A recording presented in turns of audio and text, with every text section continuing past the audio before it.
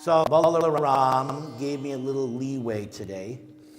Last night, I did a program in an Hindu temple, and they requested I speak about Mother's Day. So I explained that there are 7 Vedic mothers. Then I went on to explain, actually there's 8, 9, 10, 11, 12. And there are so many Vedic mothers.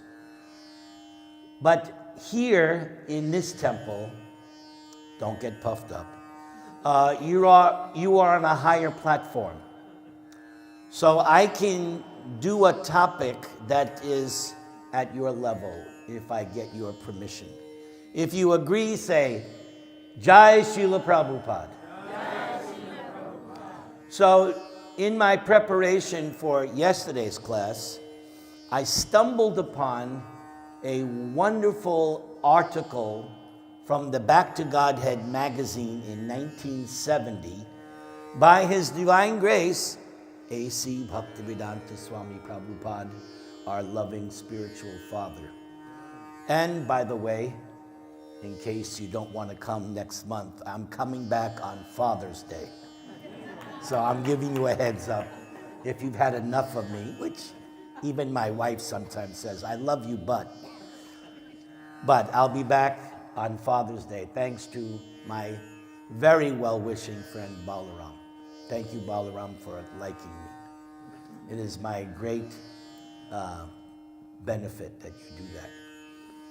So this article by Srila Prabhupada, I tried to find out because a lot of the small books, Dravida can testify, is based on Prabhupada's lectures. Am I right, Dravida Das?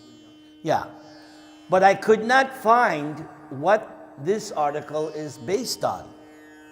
So I can, hate to use the word, assume that it was a specific essay that Prabhupada wrote, because I could not find any reference to it in any of the lectures. The title of this wonderful article is called The Highest Love, because Balaram said he gave me a couple of options. So he used the L word, love. So I stumbled upon this, and as soon as I saw it, I went, wow, it'd be perfect for ISKCON San Diego. If you're ready to proceed, please repeat. Om Namo Bhagavate Vasudevaya. Om Namo Bhagavate Vasudevaya. Om Namo Bhagavate Vasudevaya. So I've broken it out into 7 different sections. This first section is called the perfectional stage of life. So since it's a reading, it's going to be a little harder for you, but I will try to do this reading in what I call dramatic style. I will try to do it so that it is pleasing to your ears and heart. Srila Prabhupada begins. If one protects the tender creeper of devotional service nicely, then gradually it will produce the fruit of unalloyed love for God. Unalloyed love for God means love that is not tinged by desire for material benefit or for mere philosophical understanding, nor for fruitive results. Unalloyed love is to know God is great, I am His part and parcel, and therefore He is my supreme lovable object. This consciousness is the highest perfection of human life and the ultimate aim of all methods of self-realization. So you can see why I love this. This right from the start, it's like, this is beautiful. If one reaches this point, God is my only beloved, Krishna is the only lovable object, then one's life is perfect. And when one tastes that transcendental relationship with Krishna, then one feels real happiness. The devotional creeper will then be so strongly protected that just by catching hold of it, one will be able to reach the supreme destination. If one climbs steadily up a tree, one eventually comes to the very top. Similarly, if one can achieve love of Godhead by catching that devotional creeper, there is no doubt that one will reach the transcendental abode of Krishna and will associate with Krishna personally, just as we are associating here face to face. God is not fictional or imaginary. He is as real as we are. Actually, we are under illusion. We are living as if this body were our factual self, although this body is not at all reality, but only a temporary manifestation. We dare to presume that there is no God or that he has no form. This mental speculation is due to a poor fund of knowledge. Lord Krishna and his abode exist, and one can go there, reach him, and associate with him. That is a fact.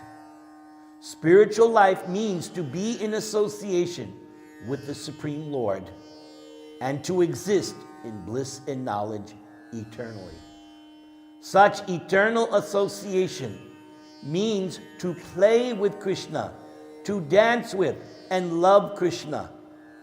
Or Krishna can become your child, whatever you like. There are 5 primary relationships with Krishna: as a passive devotee, as a servant, as a friend, as a parent, and as a lover. The cows in Krishna's abode are also liberated souls. They are called Surabhi cows. There are many popular pictures showing how Krishna loves the cows, how Krishna embraces and kisses them. That passive relationship with Krishna is called Shanta. Their perfect happiness is achieved when Krishna comes and simply touches them. Other devotees are inclined to actually give service. They think, oh, Krishna wants to sit down. I will arrange a place for him. Krishna wants to eat. I will get him some nice food. And they actually make these arrangements. Other devotees play with Krishna as friends on equal terms. They do not know that Krishna is God. To them, Krishna is their lovable friend, and they cannot forget him for a moment. All day and all night, they think of Krishna. At night, when they are sleeping, they think, oh, in the morning I shall go and play with Krishna. And in the morning, they go to Krishna's house and stand by while Krishna is decorated by his mother before going out to play with his friends in the fields. There is no other activity in Krishna Loka, or Krishna's abode. There is no industry, no rushing to the office, or any such nonsense. There is sufficient milk and butter, and everyone eats plentifully. Krishna is very fond of his friends, and sometimes Krishna enjoys stealing butter for them. One can actually live in this way, and that is the perfection of existence. We should hanker for that perfectional stage of life. How many are ready to hanker for that? Very good. Krishna consciousness is the process to attain it.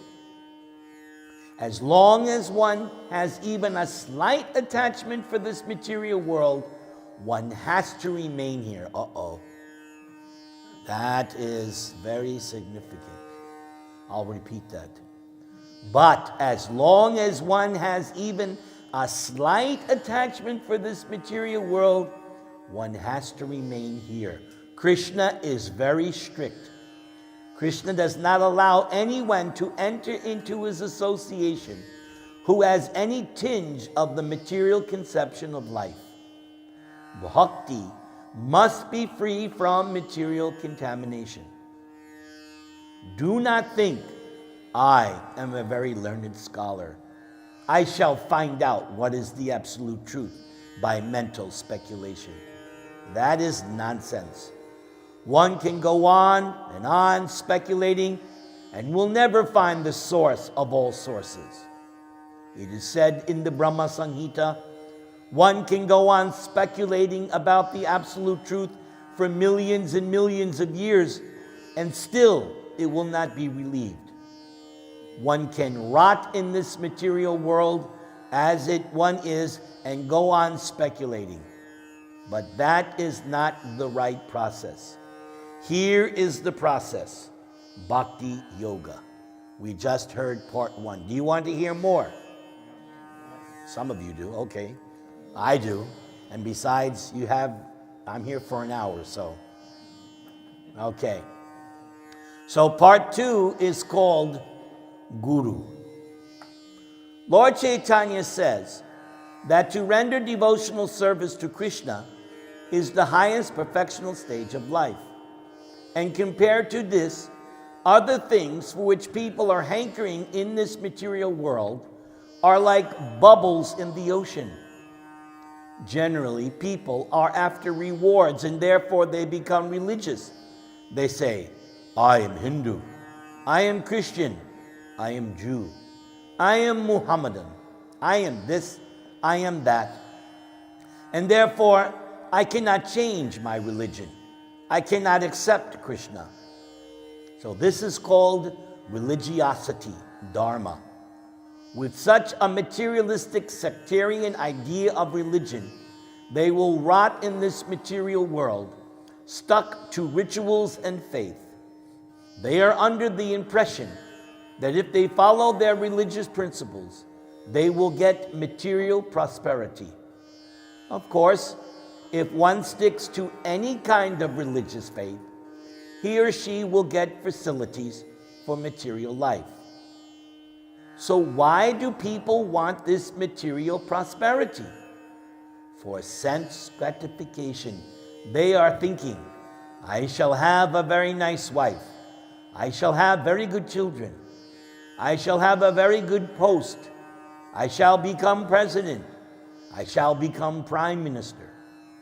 This is sense gratification.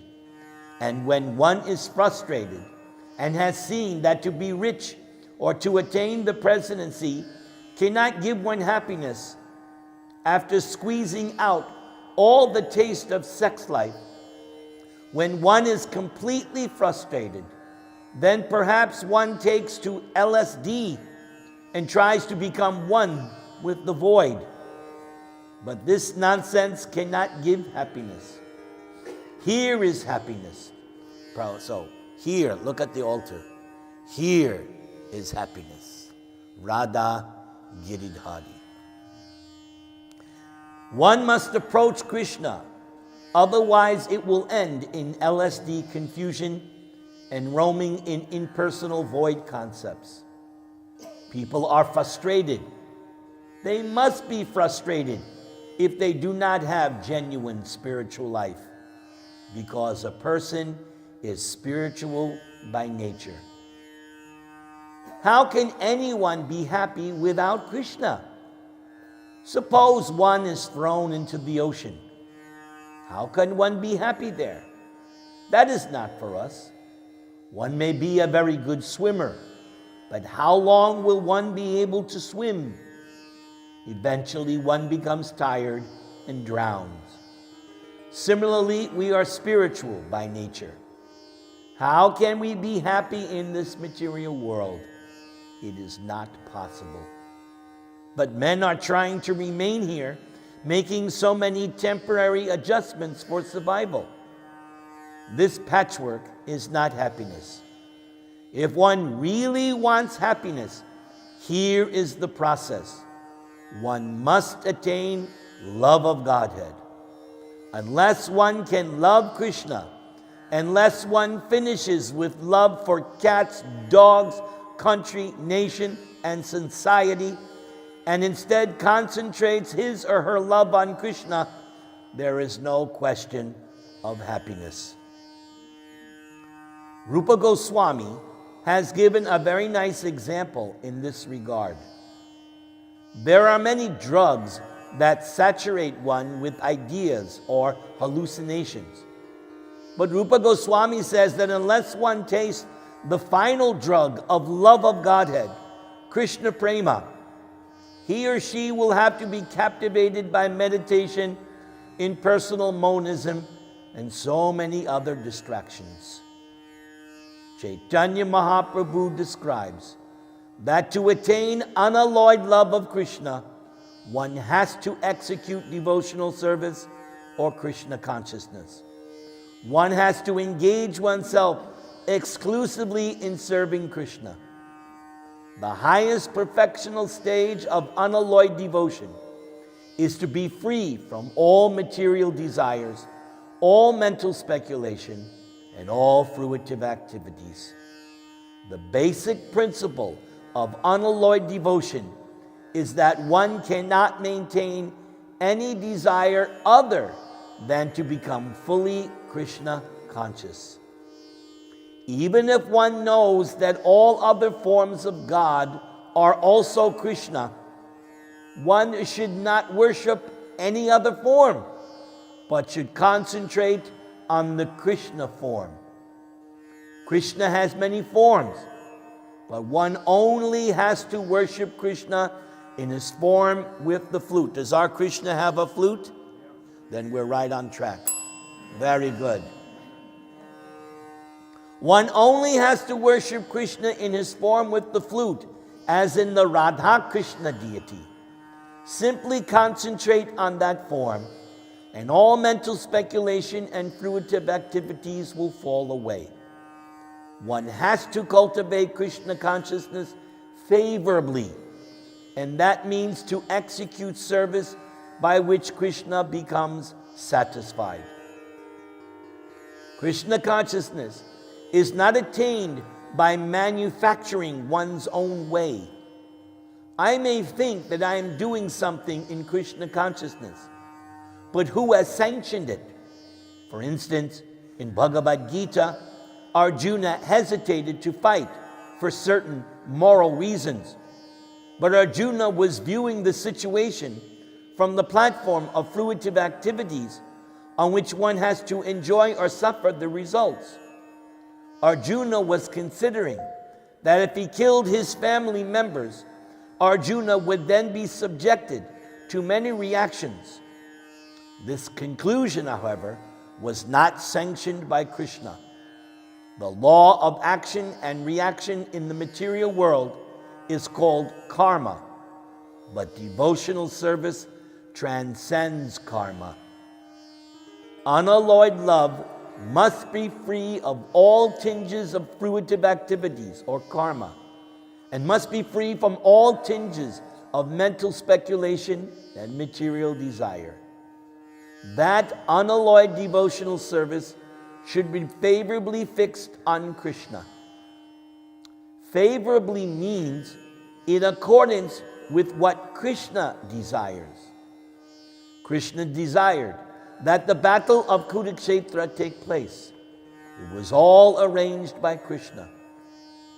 Arjuna was told, "You are thinking in your own way, but even if you do not fight, rest assured that because it has been arranged by Krishna, none of these warriors who are assembled here are going back to their homes. They will be killed here. It has already been arranged." God's desire is such that one cannot change it. Krishna has two qualities. Krishna can protect, and Krishna can also kill. If Krishna wants to kill someone, there is no power in the world that can protect one. And if Krishna protects someone, there is no power in the world that can kill one. Krishna's desire is supreme. Therefore, we have to dovetail our desires with Krishna's. Whatever Krishna desires, no one can make null and void, because Krishna is the Supreme Lord. Therefore, our duty is to dovetail our acts with Krishna's desire, not to manufacture an action and then declare, I am doing this action in Krishna consciousness. We have to be very careful to ascertain whether Krishna actually wants it. Such authorized knowledge is instructed by the representative of Krishna. In our prayers of praise to the spiritual master, we are singing daily, quote, if the spiritual master is satisfied, then God will be satisfied.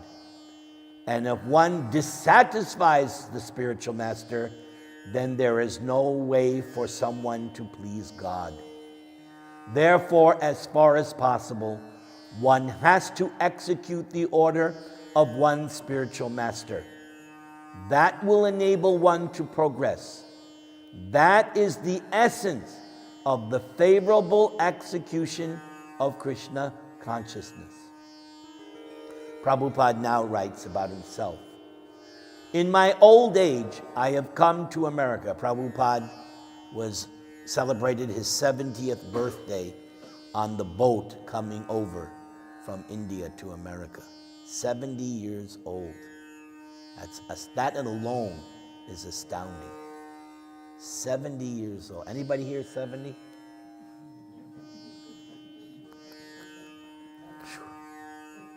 Dravida Prabhu. Okay.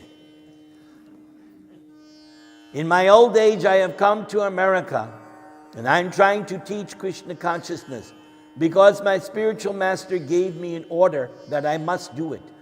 It is my duty. I do not know whether I shall be a success or failure. It doesn't matter. My duty is completed if I can present before you whatever I have heard from my spiritual master. So this is a good lesson for all of us. Those of us who see ourselves as preachers, this should also be our motto. Whether I shall be a success or failure, it doesn't matter. My duty is completed if I can present before you whatever I have heard from my spiritual master. This is called the favorable execution of Krishna consciousness. Those who are actually serious should take the order of Krishna through the representative of Krishna as their entire life and soul. One who sticks to this principle is sure to progress. Chaitanya Mahaprabhu spoke in that way, and my spiritual master used to say, the spiritual master is the transparent via medium. For example, I can see the letters of this book very nicely through these transparent eyeglasses, without which I cannot see because my eyes are defective. Similarly, our senses are all defective. We cannot see God with these eyes. We cannot hear Hare Krishna with these ears. We cannot do anything without the via medium of the spiritual master. Just as a defective eye cannot see without the via medium of spectacles, so one cannot approach the Supreme Lord without the transparent via medium of the spiritual master. Transparent means that the via medium must be free of contamination. If it is transparent, one can see through it. Now this next section, part number 3, when I read this, I was thinking, Prabhupada is revolutionary. So right now, Prabhupada is going to blow some of your minds. So this section I have entitled Rasa. So hang on to your bead bags. In unalloyed love of Godhead, we have to engage our senses, sarvendriya, all the senses. This means that sex is also to be engaged in Krishna consciousness. The conception of God as a father or mother does not allow the engagement of one sex in the service of the Lord, because there is no sexual relationship with the father and mother. But in the conception of God as a lover, there is sexual engagement also. Therefore, Chaitanya Mahaprabhu gave the most perfect information with our engagement with the Supreme Lord. In other religious conceptions of life, God is at the utmost taken as the father or mother. Many worshippers in India take goddess Kali to be the representation of God. Of course, that is not sanctioned, but the belief is there. And in the Christian religion, the conception of God is as a father. But Chaitanya Mahaprabhu informs us that one can even have sexual engagement with the Lord. Don't shoot. This is what Prabhupada says. This information is Chaitanya Mahaprabhu's unique contribution. In this material world, sexual engagement is considered to be the highest engagement, the greatest pleasure, although it exists only in a perverted form. No one, however, has conceived that there can be sexual engagement in the spiritual world.